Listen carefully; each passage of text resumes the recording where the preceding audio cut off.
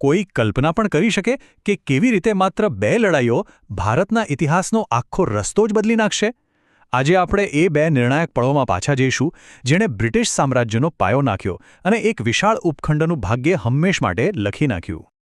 આ બધી વાતની શરૂઆત ક્યાંથી થઈ? એ થઈ કલકત્તાથી આવેલા એક સમાચારથી.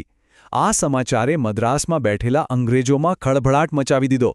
સમાચાર હતા કે તેઓ કલકત્તા હારી ગયા છે અને આના જવાબમાં રોબર્ટ ક્લાઇવના નેતૃત્વમાં એક આખી સેના કલકત્તા તરફ મોકલવામાં આવી. અને અહીંથી ખરો રાજકીય દાવપેચ શરૂ થાય છે. નવાબનો જે એક વિશ્વાસુ માણસ માણેકચંદ, એને લાંચ આપવામાં આવી અને એણે આખું કલકત્તા અંગ્રેજોને સોંપી દીધું. બસ આ જ ક્ષણે અંગ્રેજોને સમજાઈ ગયું કે યુદ્ધના મેદાનમાં તલવાર ચલાવવા કરતાં સોનાના સિક્કાઓથી કોઈને ખરીદી લેવો એ વધુ સહેલું અને અસરકારક હથિયાર છે. એક વાત યાદ રાખવા જેવી છે, આ લડાઈ છે ને, એ મેદાનમાં લડાઈ એના કરતાં પહેલાં દિમાગમાં રમાઈ ચૂકી હતી. અંગ્રેજોએ નવાબના જ મુખ્ય સેનાપતિ મીર જાફરને બંગાળના નવાબ બનાવવાનો સોદો કરી લીધો.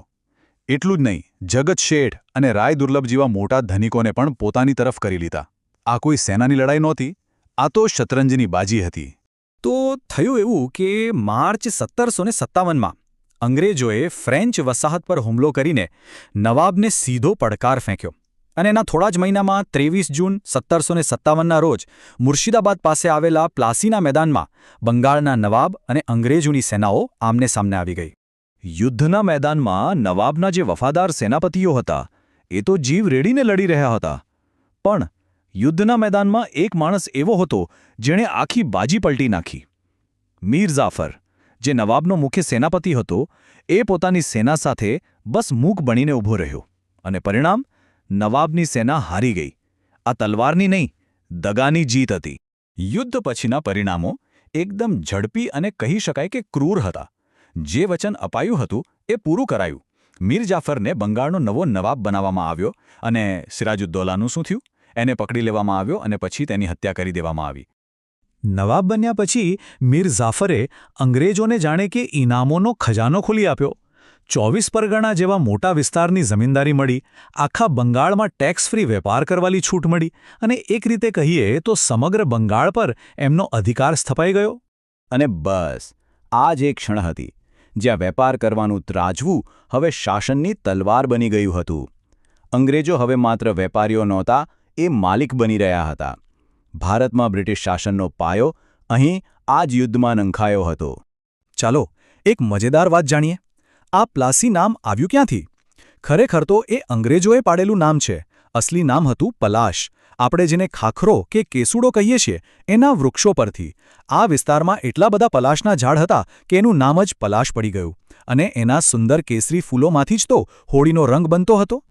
પ્લાસીની જીત તો મળી ગઈ, પણ આ તો માત્ર ટ્રેલર હતું. પિક્ચર તો હજી બાકી હતું. હવે અંગ્રેજોને ભારતમાંથી બહાર કાઢવા માટે 3 મોટી ભારતીય શક્તિઓ ભેગી થઈ. આ વખતે મુકાબલો ખરાખરીનો હતો. જરા આંકડા પર નજર નાખો તો ખ્યાલ આવશે કે આ લડાઈ કેટલી અસમાન હતી. એક તરફ હતા મીર કાસિમ, અવધના નવાબ અને ખુદ મુગલ સમ્રાટની ભેગી થયેલી 50,000 સૈનિકોની સેના, અને બીજી તરફ મેજર મનરોના નેતૃત્વ હેઠળ કંપનીના માત્ર 7,072 સૈનિકો. કોઈને પણ લાગે કે આ તો એકતરફી લડાઈ છે. તારીખ હતી 22 ઓક્ટોબર 1764. જગ્યા હતી બક્સરનું મેદાન. અને અહીં અંગ્રેજોએ એ કરી બતાવ્યું જે લગભગ અશક્ય લાગતું હતું. એમણે 3 શાસકોની સંયુક્ત સેનાને હરાવી દીધી.